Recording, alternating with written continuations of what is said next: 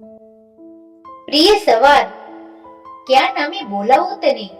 પરોઢ કહું કે પ્રભાત, મળસુકો કહું કે મોસ જણો, પ્રાતઃ કાળથી સંબોધો કે પ્રાગટથી, તને ઉષા ગમશે કે ઉષઃ કાળ?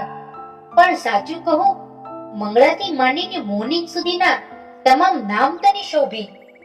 તારી જાતિ નારી, અને નારીની જેમ રૂપો પણ વિવિધ. તને અડાય નહીં, તને તો અનુભવાય.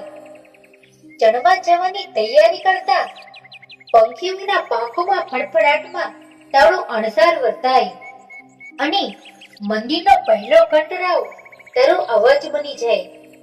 શું વર્ણવું તારા આગમનની ભવ્યતા? કુકડો હોય તો છડીધાર, ખુદ સૂરજ દાદા સજાવે તારો શણગાર, અને આરતી ઉતારવા પૂંજારીઓ રહે સદા તૈયાર.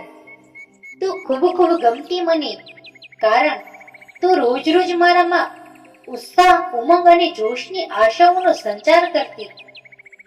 નવી સવારની નવી શરૂઆતનું ભાન કરાવતી. શિવ મંદિરની આરતીનો અમૃત કાનમાં ઘોળતી. આંગણામાં પારિજાતના પુષ્પોની રંગોળી પૂરતી. પંખીઓના કલવર થઈને ઘરને ભર્યું ભર્યું કરી નાખતી.